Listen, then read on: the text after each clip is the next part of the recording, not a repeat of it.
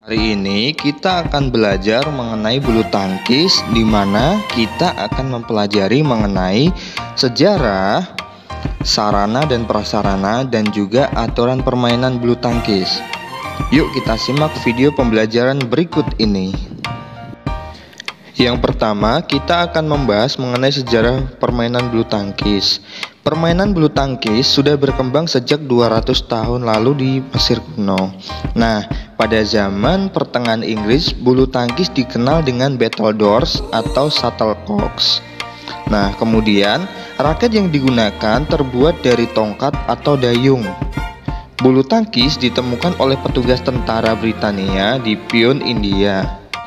Saat ini permainan bulu tangkis di tingkat internasional dinaungi oleh BWF, yaitu Badminton World Federation. Sementara di tingkat nasional, organisasi yang menaungi bulu tangkis di Indonesia dinamakan PBSI. Nah, PBSI dibentuk pada 5 Mei 1951. Kemudian pada tahun 1953, PBSI resmi menjadi anggota BWF. Sejak bergabung dengan BWF, Indonesia berhak mengikuti kejuaraan-kejuaraan tingkat dunia. Nah, berikut ini adalah nama-nama atlet Indonesia yang berprestasi dalam cabang bulu tangkis. Yang pertama adalah Rudi Hartono Kurniawan. Dia adalah pemain bulu tangkis legendaris Indonesia yang lahir di Surabaya. Kemudian ada Lim Swee King, Susi Susanti, Kevin Gideon, dan masih banyak lagi. Lapangan dan perlengkapan permainan bulu tangkis. Yang pertama adalah raket. Raket memiliki berat kurang lebih 150 gram. Bahan yang digunakan untuk membuat raket adalah kayu, aluminium, fiberglass, dan arang atau karbonek. Nah, bisa melihat gambar pada slide tersebut ya. Untuk bagian-bagian raket yaitu ada kerangka raket, senar, tenggorokan, tangkai, dan juga pegangan atau grip raket. Selain itu, kita mengenal yang namanya cock atau shuttlecock. Cock terdiri atas bagian kepala dan bulu. Kepala cock terbuat dari gabus dan ditancapkan 14-16 helai bulu. Nah, berat shuttlecock adalah 4,73 sampai 5,50 gram. Lapangan untuk permainan bulu tangkis dapat dibuat dengan bahan dari semen, tackle, kayu, atau dari karpet sintetis. Ukuran lapangan untuk permainan tunggal, panjang 13,40 meter dan lebar 5,18 meter. Ukuran lapangan permainan ganda, panjang 13,40 meter dan lebar 6,10 meter. Kemudian untuk ukuran net, ketinggian net pada tiang atau pinggir yaitu 1,55 meter. Kemudian untuk ketinggian net pada bagian tengah yaitu 1,524 meter. Nah, lapangan bulu tangkis ini berbentuk persegi panjang ya.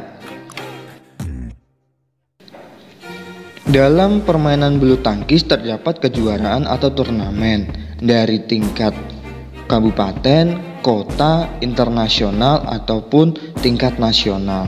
Nah, Thomas Cup, Uber Cup, All England, Piala Sudirman merupakan contoh-contoh dari turnamen tersebut. Kemudian partai yang dipertandingkan ada tunggal putra, tunggal putri, ganda putra, ganda putri, dan juga ganda campuran. Nah, setelah itu ada yang namanya kategori untuk peserta ya.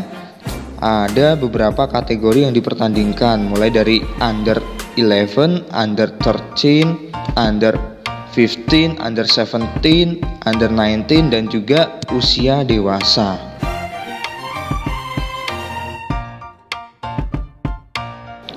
Aturan permainan bulu tangkis. Nah, setelah ini kita akan membahas mengenai aturan. Yang pertama, pemain dianggap menang ketika lebih dulu mendapatkan 21 poin dan dengan selisih 2 poin dari lawan. Apabila terjadi poin 29 sama, maka pemain harus mencapai poin 30 terlebih dahulu dan akan dianggap menang. Kemudian, tiap sisi lapangan memiliki area servis kanan dan kiri. Pemain harus melakukan servis secara menyilang dari posisinya. Dalam nomor tunggal, saat servis pemain dapat memukul kok hingga area paling belakang. Di nomor ganda, pemain tidak dapat memukul kok hingga area ke belakang, tetapi boleh memukul ke area samping. Setelah melakukan servis, semua area permainan berlaku tergantung nomor tunggal atau ganda. Servis pertama dimulai dari sebelah kanan. Nah, selanjutnya, jika servis yang dilakukan melanggar aturan, maka lawan mendapat poin dan berhak melakukan servis. Untuk memudahkan mengetahui di sebelah mana harus melakukan servis, ingat aturan sederhana ini. Jika poin pemain yang membawa servis ganjil, maka dia harus melakukan servis di sebelah kiri area servis. Jika genap, berarti di sebelah kanan. Untuk partai ganda, jika salah seorang pemain pertama lalu kehilangan poin, tetapi kemudian berhasil mencetak poin dan merebut kembali hak servis, maka pemain yang melakukan servis adalah rekan setimnya. Jika setelah itu kembali mencetak poin, pemain yang melakukan servis tetap rekan setimnya. Lawan akan mendapatkan servis jika pemain tersebut kehilangan hak servis lalu merebutnya kembali. Setelah akhir pertandingan, masing-masing tim bertukar sisi lapangan dan tim atau pemain yang memenangkan permainan sebelumnya berhak melakukan servis pertama di permainan berikutnya.